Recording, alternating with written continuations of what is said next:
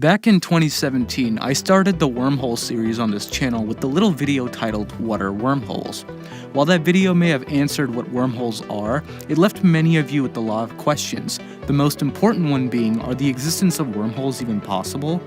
For a while now, these mysterious tunnels through space-time have been poking at our wonder, and our curiosity is only ever growing. So today, we'll be journeying further on our quest to make our wildest sci-fi dreams a reality.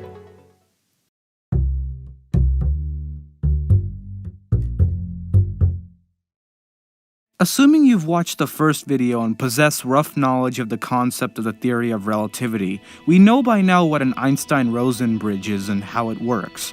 But there was one major issue which the video didn't touch heavily upon: ensuring the wormhole stays open. Wormholes are naturally very unstable and collapse nearly the instant that they're formed. To understand what I'm talking about, I need you to look around at your surroundings. You see that empty space around you? Well, what if I told you it may not be empty after all? In fact, according to quantum theory, empty space is far from being empty. It's teeming with particle and antiparticle pairs which briefly pop in and out of existence. If we zoomed in even closer, we would see that the actual curvature of space is undergoing similar fluctuations, and during these fluctuations, microscopic black holes form, which can lead to the formation of Einstein-Rosen bridges. But the thing is, these black holes only come into existence for about 10⁻23 seconds at this scale, making any wormholes which may exist too small and short-lived for travel. Even light wouldn't have the time to make it through. So, if we can't even get light to pass through, how will we manage to fit people or spaceships through? Well, we can achieve a stable wormhole through the use of negative energy. For those of you who haven't been keeping up, before we go any further, let's take a look at the simple anatomy of a wormhole. The ends of a wormhole contain mouths, which are connected by a throat. Wormholes require negative energy to maintain their stability. Negative energy helps stabilize a wormhole by pushing on the walls of the throat of the wormhole, keeping the wormhole from collapsing in on itself. So how do we obtain negative energy?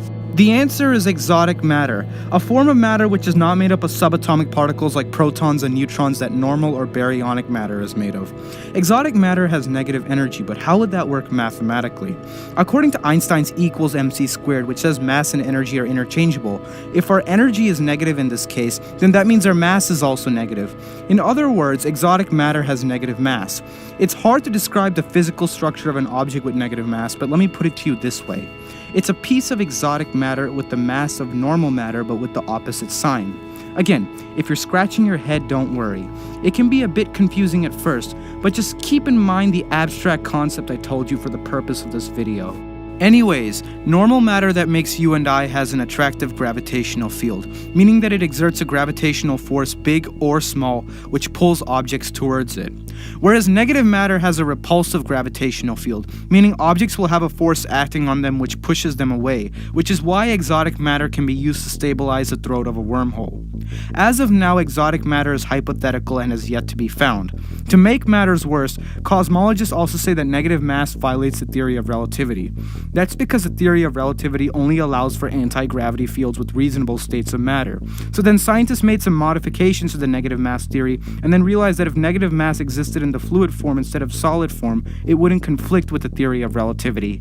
Although the issue of where exactly can we find exotic matter is still unanswered. However, some interesting ideas have popped up. For example, Jamie Farnes at the University of Oxford claims that dark matter and energy could be a single unified fluid of negative mass, and has even gone as far as to propose modifications to the theory of relativity and create a 3D computer model to show how it could theoretically work. Now, that theory is still under development, so it's too early to say how it could turn out, but it does open up a chance for us to look at it in a later video. After all, negative mass and exotic matter isn't a simple concept that can be explained in one YouTube video, but then again, neither are any of the fun topics in science. Speaking of fun topics, remember how I mentioned in the earlier video that wormholes couldn't just transport you anywhere in space but through time as well? How does that work? Unfortunately, we've used up all our time today talking about exotic matter, but feel free to join us for the next video in this wormhole series where we bring science to the world of science fiction and figure out the physics of time travel with wormholes.